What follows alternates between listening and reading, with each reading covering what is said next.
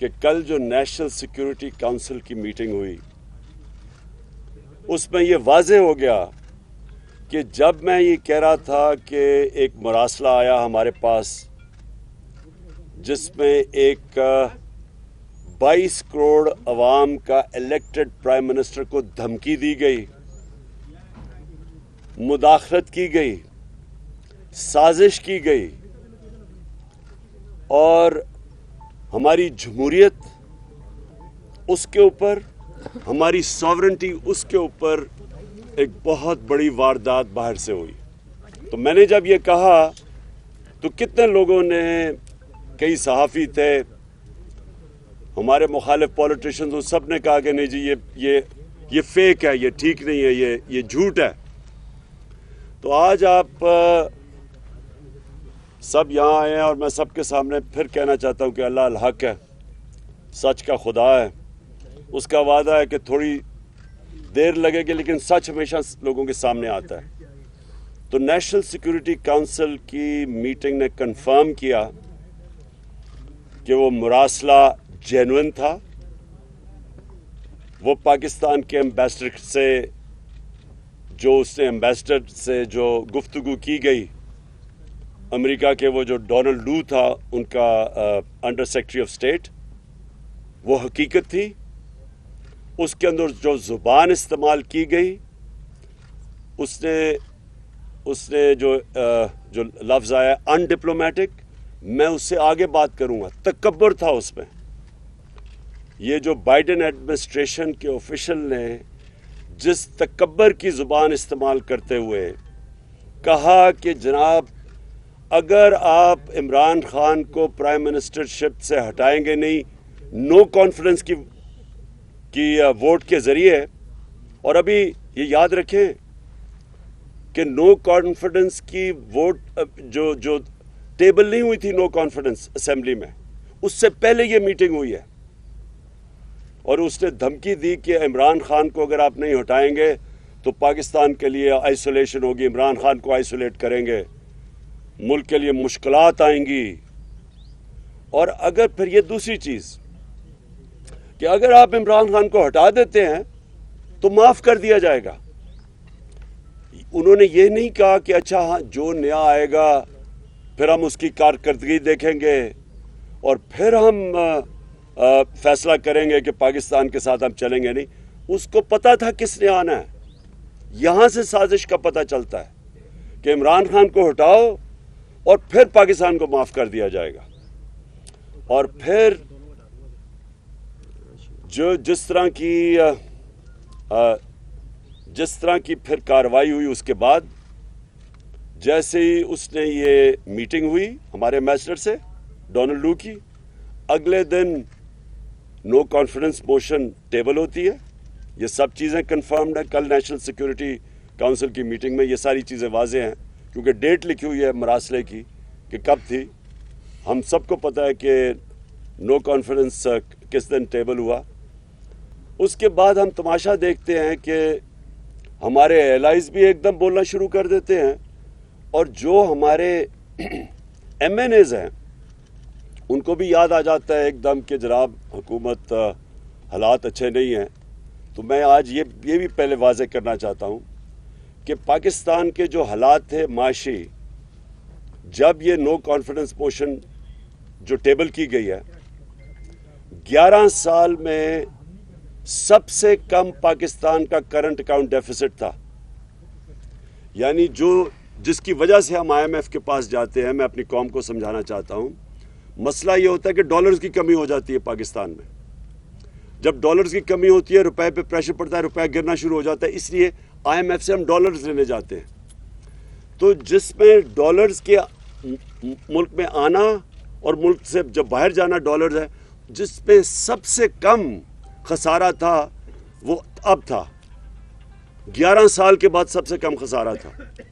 Exports record, تاریخ میں سب سے زیادہ ایکسپورٹس باہر سے اوورسیز پاکستان نے، ریکارڈ ریمیٹنسز سب سے زیادہ. ہماری ٹیکس کلیکشن یعنی ملک کی جو آمدنی بڑھ رہی تھی لوگوں پہ خرچ کرنے کی، وہ تاریخی سب سے زیادہ. 5 ہماری فصلیں کیونکہ 60% لوگ کسان ہیں، سب سے تاریخی سب سے زیادہ پیداوار، اس کے علاوہ ان کو قیمتیں بھی سب سے زیادہ ملی، یعنی خوشحالی بھی دیہات میں سب سے زیادہ آئی۔ اور اس کے علاوہ انڈسٹریل پروڈکشن، دیکھیں جب ایک قوم کی جب اس کی دولت میں اضافہ ہوتا ہے، جب اس کی انڈسٹری بڑھتی ہے، تو انڈسٹریل پروڈکشن ہماری ٹیکسٹائل ایکسپورٹس ریکارڈ کے اوپر، اس وقت کے اوپر یہ ہمارے خلاف سازش کی گئی، اور تب سے اب تک دیکھ لیں کہ ریزرو بھی نیچے جا رہے ہیں، روپے کے اوپر بھی پریشر پڑا ہوا ہے، ایک پورا ملک میں افراتفری کا ماحول بن گیا ہے جس سے اکانومی افیکٹ ہوتی ہے۔ تو تب ہمارے جناب ہمارے جو ایلائز تھے ان کو بھی یاد آ گیا کہ حالات اچھے نہیں ہیں جی، کہ حکومت سے وہ خوش نہیں ہیں، اور ہمارے یہ جو لوگ جنہوں نے ہمیں چھوڑا، یہ بھی انہوں نے بھی اکٹھے کرنے شروع کر دیے سندھ ہاؤس کے اندر۔ تو میں جو آج چاہتا ہوں کہ اب تو یہ واضح ہو گیا نا کہ جو میں کہہ رہا تھا وہ سچ ہے۔ اب نیشنل سیکیورٹی کونسل نے کنفرم کر دیا کہ جو میں نے میٹنگ کروائی تھی میری سربراہی میں، اس کے وہ ٹھیک اس کے منٹس تھے، یعنی اس میں جو انہوں نے کہا تھا کہ فوراً بیرونی مداخلت ہوئی ہے وہ ٹھیک ہوئی ہے۔ یہ بھی کنفرم ہو گیا۔ یہ بھی کنفرم ہو گیا کہ جب ہم نے ان سب کو بلایا تھا نیشنل سیکیورٹی کونسل کی میٹنگ کے بعد، کہ پولیٹیکل ہیڈز آ کے ملے، ہمارے ایلائز آ کے ملے، کیونکہ مجھے پتا تھا کہ زیادہ تر لوگوں کو سمجھ نہیں ہے، انجانے میں سازش کا حصہ بنے ہوئے تھے، لیکن مجھے اتنا بھی پتا تھا کہ لندن میں بیٹھ کے اس نے پوری سازشیں کی بیرون ملک کے ساتھ، اور یہاں جو چھوٹا بھائی تھا وہ پوری طرح ملوث تھا اور زرداری پورا ملا ہوا تھا، کیونکہ وہ سازش باہر کی کبھی کامیاب ہو ہی نہیں سکتی جب تک آپ کو اندر میر جعفر اور میر صادق نہ ملے۔ یہ ملے ہوئے تھے ساتھ۔ تو جب ہم نے جو پارلیمنٹ کی نیشنل سیکیورٹی کمیٹی کی میٹنگ بلائی تو انہوں نے بوائیکاٹ کر دیا، کیونکہ شہباز شریف کو پتا تھا کہ مراسلہ جینوئن ہے، کیونکہ یہ تو بڑی دیر سے ان سے ملاقاتیں کر رہے تھے۔ تو میں یہ آج چاہتا ہوں کہ سپریم کورٹ کو کہ آپ نے جس وجہ سے ڈپٹی اسپیکر قومی اسمبلی نے جو اس نے اس کو ایکسیپٹ نہیں کیا تھا ان کو، اور اس نے کہا تھا کہ مداخلت ہوئی ہے، اور اسے اپنے اوتھ کے اوپر سٹینڈ لیتے ہوئے ایڈجرن کی تھی میٹنگ اسمبلی کی، میں یہ چاہتا ہوں کہ سپریم کورٹ کو اب وہ کرنا چاہیے جو تب کرنا چاہیے تھا۔ تب ان کو کم از کم، اگر اسپیکر یہ کہہ رہا ہے کہ میری اوتھ کی خلاف ورزی، یعنی میری اوتھ کہتی ہے کہ آپ خوددار پاکستان کی خودداری کے لیے سٹینڈ کرو گے، پاکستان کی سوورنٹی کے لیے سٹینڈ کرو گے، تو وہ دونوں متاثر ہوتی تھی اس سے۔ تو تب ان کو سپریم کورٹ کو اس کے اوپر انویسٹیگیشن کرنی چاہیے تھی، بجائے اس کی رولنگ ہٹا دینی، کیونکہ جس چیز کے اوپر رولنگ انہوں نے ہٹائی ہے وہ تو انویسٹیگیٹ کی نہیں۔ اور اس لیے میں اب چاہتا ہوں کہ سپریم کورٹ کے اندر اوپن ہیئرنگ ہو اس کے اوپر۔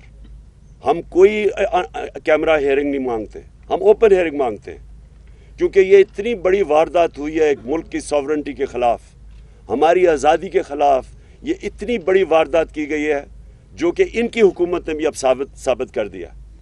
تو اس کے اوپر اس لیے میں آج اپنے سپریم کورٹ کو کہتا ہوں کہ آپ کی اوپن اس کی ہیئرنگ کریں، اور میں اس لیے کہتا ہوں کہ اگر آپ نے یہ نہ کی، کوئی پاکستان کا پرائم منسٹر دھمکیوں کے سامنے کھڑا نہیں ہوگا، کوئی ہمارا پرائم منسٹر یہ نہیں ہوگا کہ اپنے ملک کی مفادات کے لیے بیرونی جب دباؤ آئے گا وہ ہاتھ کھڑے کر دے گا۔ جنرل مشرف نے ہاتھ کھڑے کر دیے تھے جب باہر سے دھمکی ملی تھی کہ ہماری جنگ میں شامل ہو۔ جنرل مشرف نے NRO دیا تھا جب کونڈالیزا رائس نے میٹنگ کی تھی اس کے ساتھ اور بے نظیر کو اکٹھا کیا تھا، NRO تب ہوا تھا۔ یہ بیرونی مداخلت تھی ساری، جنہوں نے پاکستان نے بڑی بھاری اس کی قیمت ادا کی ہے۔ 80,000 لوگ مروائے، اپنے ملک کو تباہی، خودکش حملے ہو رہے ہیں چاروں طرف، قبائلی علاقہ اجڑ گیا، $100 ارب سے اوپر قوم کا ضائع ہو گیا، وہ ایک دھمکی کی وجہ سے۔ اور جب اکٹھا کیا کونڈالیزا رائس نے بے نظیر اور مشرف کو تو NRO دیا، اس سے 4 گنا پاکستان کا قرضہ بڑھا۔ تو آج اگر اپنی سوورنٹی کے لیے ہمارے ادارے نہیں کھڑے ہوں گے، ہمارا سپریم کورٹ نہیں سٹینڈ لے گا, اس کے اوپر صحیح معنی میں انویسٹیگیشن نہیں کرے گا, تو ہمیشہ کے لیے پاکستان کے وزیر اعظم سربراہ دھمکیاں برداشت نہیں کریں گے. وہ اپنی کرسی بچانے کے لیے ہاتھ کھڑے کر دیں گے جیسے پہلے ہوتا رہا. تو میں دوسری چیز یہ چاہتا ہوں کہ جب سپریم کورٹ اس کو انویسٹیگیٹ کرے گی تو یہ جب انویسٹیگیشن ہوگی تو پتہ چلے گا کہ جو سفارت خانے تھے, یہ بیرون ملک سفارت خانے, کون کون لوگ ادھر زیادہ جانا شروع ہو گئے, کون سے اپوزیشن لیڈر سے انہوں نے زیادہ ملاقاتیں کی, اور سفارت خانوں کا کیا کام تھا ان لوگوں کو بلانا جو وہ سمجھتے تھے کہ تحریک انصاف میں خوش نہیں ہے. ان کو بلانا شروع کر دیا جنہوں نے سب سے پہلے جو اپنے ضمیر بیچے اور جو لوٹا ہوئے, ان کو پہلے سے بنانا شروع کر دیا تھا سفارت خانوں میں. یہ انویسٹیگیٹ ہونا چاہیے. کیسے پہلے سے ہی میڈیا کے اندر باتیں شروع ہو گئیں, بڑے نامور صحافیوں نے پہلے سے لکھنا شروع ہو گیا کہ عمران خان کی حکومت کے خلاف سازش شروع ہو گئی. وہ مجھے بھی ساری خبریں مل رہی تھیں, ہمیں بھی یہ سارا پتہ چل رہا تھا جنوری سے جب یہ ساری گیم شروع ہوئی تھی. ہمیں یہ ساری چیزیں پتہ چل رہی تھیں کیونکہ ہمیں خبریں آ رہی تھیں کہ یہ کیسے کدھر لنڈن میں کون کون لوگوں سے ملاقاتیں کر رہا ہے جدھر سے یہ شروع ہوئی تھی گیم. تو میں آج اس لیے یہ کہنا چاہتا ہوں کہ ہماری جمہوریت, ہماری آزادی کے لیے آج یہ سب سے بڑا خطرہ بنا ہے, اور اگر ہمارے ادارے آج نہیں کھڑے ہوں گے اس قوم کی خودداری اور آزادی کے ساتھ, تو یہ تو غلاموں کی, کرپٹ لوگوں کی غلامی کے اندر ہمیں ہی نہیں صرف ہمارے بچوں کو کا مستقبل خطرے میں. میں یہ دوسری چیزیں پوچھنا چاہتا ہوں آج کہ جب یہ لوگ انہوں نے اپنے ضمیر بیچے اور انہوں نے اپنے حلقوں سے غداری کی, انہوں نے ہماری جمہوریت سے غداری کی, میں یہ پوچھنا چاہتا ہوں کہ کیا یہ اتنی امپورٹنٹ چیز نہیں کہ الیکشن کمیشن اور سپریم کورٹ اس کو فوری طور پہ سنیں, ان کیسز کو ڈے ٹو ڈے بیسس پہ ان کے حل کریں. پنجاب اسمبلی میں جو ہوا ہے اس سے زیادہ شرمناک چیز کیا ہو سکتی ہے؟ جس طرح وہ پولیس کو اندر بھیج ہماری بیچاری ایم پی وہ لائف سپورٹ مشین کے اوپر ہے, اس وقت ڈنڈے مارے گئے, جس طرح آسیہ کو, جس طرح انہوں نے کیا پنجاب اسمبلی میں اور جس طرح کی حرکتیں کی گئی, یہ کیا کوئی جمہوریت ہے؟ اور پھر جن لوگوں نے اپنے آپ کو بیچا, کیا ہم اپنی ساری قوم کے سامنے اجازت دیں گے چیز کو کہ کسی مغربی جمہوریت یا برطانیہ کی جمہوریت جدھر سے ہم نے یہ ماڈل لیا ہے, کبھی سنا ہے اس طرح کی کہ لوگ کمروں میں بند کر کے بکریوں کی طرح اور ان کو خرید رہے ہیں؟ کبھی یہاں کہیں ہوا ہے؟ تو میں حیران ہوں کہ ہمارا نہ سپریم کورٹ کے اندر یہ وہ ارجنسی ہے, نہ وہ الیکشن کمیشن کے اندر ہے. اور الیکشن کمیشن کا تو میں یہ واضح کر دوں آج کہ الیکشن کمشنر کو ریزائن کرنا چاہیے. دیکھیں جب میچ کھیلا جاتا ہے تو امپائر کے اندر دونوں ٹیموں کو ماننا چاہیے کہ امپائر ٹھیک ہے. جب ایک جج کیس سنتا ہے تو اگر ایک پارٹی یہ سمجھے کہ جج کے اوپر اس کو اعتماد نہیں تو وہ ریکیوز کرتا ہے اپنے آپ کو. جب ایک پاکستان کی سب سے بڑی پارٹی یہ کہہ رہی ہے کہ الیکشن کمشنر اتنا جانبدار قسم کا آدمی ہے جس کے اوپر ہمیں کوئی اعتماد ہی نہیں ہے, سارے فیصلے ہی ہمارے خلاف کرتا ہے, اور جب چاہتا ہے تو کسی کے اوپر ایکشن لے لیتا ہے اور جب چاہتا ہے نہیں لیتا, کیونکہ ڈپینڈ کرتا ہے کہ وہ کون سی پارٹی میں ہے. تو جب اس کے اوپر ہمیں اعتماد ہی نہیں ہے تو اس کو ریزائن کر دینا چاہیے, کیونکہ یہ امپائر بن ہی نہیں سکتا. اور اسی طرح میں سپریم کورٹ کو آج کہوں گا کہ 63A اتنا امپورٹنٹ ہے. اگر یہ لوگ اب سارے بچ جائیں گے اور یہ سازش کا حصہ پیسے بھی لے لیں گے, سازش کا حصہ بھی بن جائیں گے, اور اگر کوئی ایکشن نہیں لیا جائے گا ان کے اوپر, تو آپ نے تو دروازے کھول دینے ہیں کہ ہر قسم کا آدمی پالیٹکس میں آئے گا, اپنے ضمیر الیکشن ووٹ لے کے آئے گا اور بلیک میل کرنے کے لیے اپنے آپ کو بیچے گا. تو یہ تو ہماری پالیٹکس اور ہماری جمہوریت کی نگیشن ہے. میں آخر میں آج جو ہم کرنے جا رہے ہیں, آج جو ہم اناؤنس کیا ہے, میں نے آج ہماری میٹنگ کی ہے, میں نے اپنی ساری تنظیموں کو آج تیاری کروا رہا ہوں. اب سے سارے ہمارے پاکستان کے اندر گاؤں لیول کے اوپر محلہ لیول کی تنظیموں کو میں نے آج انسٹرکشنز دے دی ہیں. سب تیاری کریں اسلام آباد کی حقیقی آزادی کی مارچ کے اوپر. یہ میں ڈیٹ دوں گا ان کو، لیکن میں تیاری ابھی سے کروا رہا ہوں. اور انشاءاللہ یہ اتنا بڑا یہ عوام کا سمندر آئے گا اسلام آباد کی طرف، کیونکہ میں نے کبھی قوم کے اندر اس طرح کا شعور نہیں دیکھا جو آج ہے ان کے اندر. کبھی ایسے نہیں ہوا کہ 3 سب سے بڑے وینیوز پشاور 4 وینیوز پشاور، اسلام آباد، کراچی اور لاہور، سب سے بڑے وینیوز جو یہ 11 پارٹیز اس کا چھوٹا سا حصہ بھی نہیں کوئی بھر سکتی، وہ چند دنوں کے اندر سارے وینیوز کے اندر اس طرح کے کراؤڈ آئے ہیں، کیونکہ عوام میں شعور آ گیا ہے. لوگ بیداری آ چکی ہے. لوگ سمجھ بیٹھے ہیں کہ اس قوم کے ساتھ کس طرح مذاق ہوا ہے، اور جس طرح کے لوگوں کو انہوں نے ہمارے اوپر مسلط کیا ہے.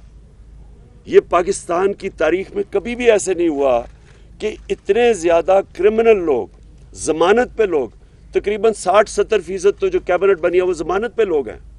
جو یہ پرائم منسٹر بھاگا پھر رہا ہے ادھر ادھر، جس طرح یہ سوائے فیتے کاٹنے کا اور اس کو پتہ ہی نہیں ہے.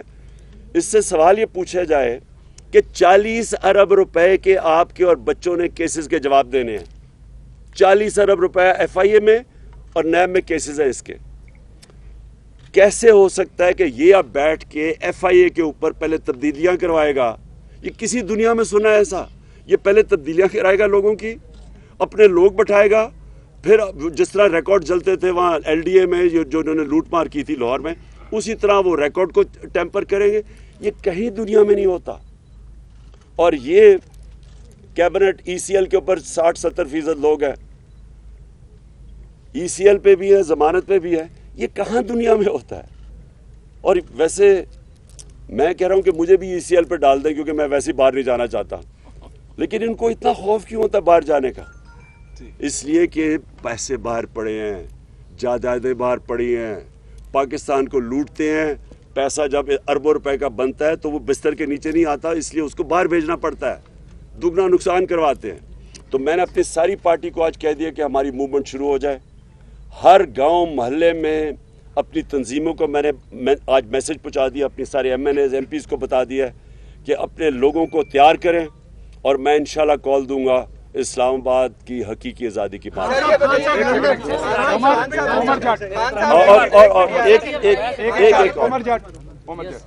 چلو پہلے جن عدالتوں نے رات کو 12 بجے اس ڈر سے عدالتیں کھولی کہ آپ کوئی آئین کی خلاف ورزی کرنے جا رہے ہیں، جن عدالتوں نے 68A کی آپ کی پٹیشن جو ہے اس کو عید کے بعد ڈیفر کیا، اور حمزہ شہباز کی جو بطور وزیر اعلیٰ بننے کی پٹیشن تھی اس کو فوری طور پر نمٹایا، ان عدالتوں سے آپ دوبارہ جوڈیشل انکوائری کی درخواست کر رہے ہیں، تو کیا ان کے فیصلوں کو آپ مانیں گے؟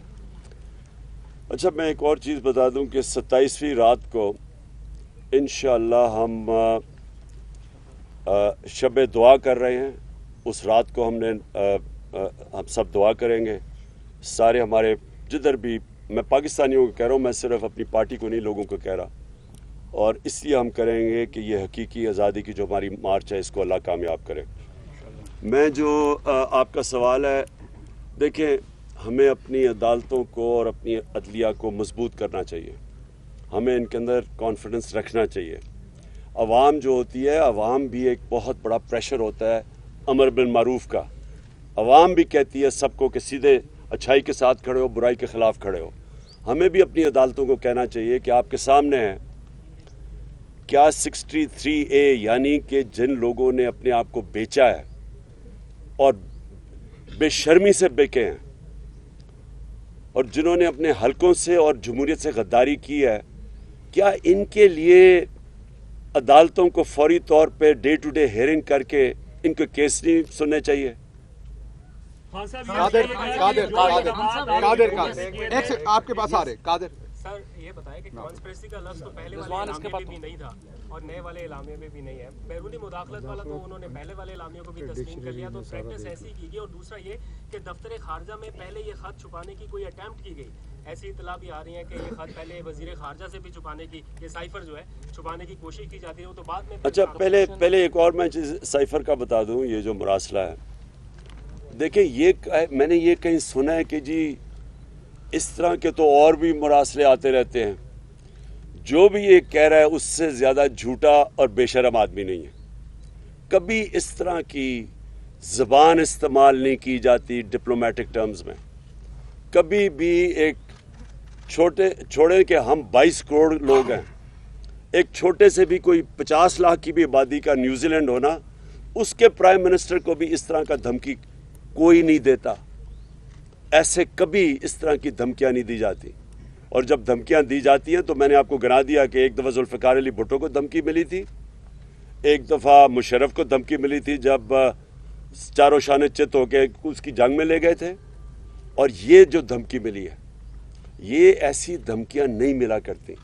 और ये मैं समझता हूँ कि हमारे मुल्क के लिए सबसे शर्मनाक चीज़ है कि वो कौम जो ला इलाहा इल्लल्लाह का नाम लेती है कि हम तो उसके नारे पे आज़ाद हुए थे, वो इस तरह की धमकियों के सामने जब घुटने टेक देती है और उसकी साजिश, उनकी धमकियों के बाद साजिश कामयाब हो जाती है, और कोई शक ना इसमें करे कि इससे बड़ी साजिश पाकिस्तान में हुई नहीं है जो ये हुई थी।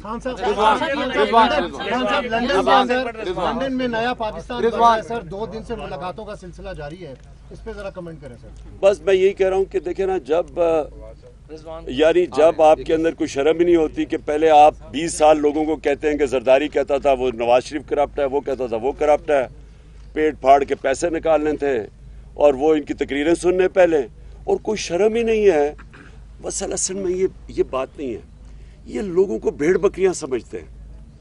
इनको कोई शर्म ही नहीं आती कि इतने यानी आप किसी को चोरी का कह के और इतने बड़े और उनके साथ फिर बैठे और गवर्नमेंट भी बना लें, बंदर बांट भी कर लें, और फिर स्वाय इनके ख़ानदान के नज़र ही किसी को ना आए, सारे ख़ानदानी ऊपर आके बैठ गए हैं। यानी इनके अलावा कोई किसी में इनकी पार्टीज़ में अकल नहीं है। ऊपर आके ये बैठ जाते हैं, वहाँ बाप इधर बैठ गया, बेटा उधर तैयारियाँ क्या आ रहा है। यानी और कोई नून लीग को 35 सालों में नहीं मिला सिवाय ये बाप बेटे के, और दोनों के अंदर दोनों ज़मानत के ऊपर है, 40 अरब के दोनों के मिला के केसेस है, तो कोई इनको नहीं मिलता। और उसी तरह दूसरी तरफ चले जाएं, वो उसको बेटे को छोड़ा हुआ है, वो बस वो उर्दू अंग्रेज़ी में इकट्ठी बोलता है, उसको कोई आज तक पता ही नहीं है कि मैं ये कर दूंगा, मैं लात मार के गिरा दूंगा। ये लोगों के हाथ में अगर ये मुल्क पकड़ा रहे हैं, इससे बड़ी साजिश क्या है?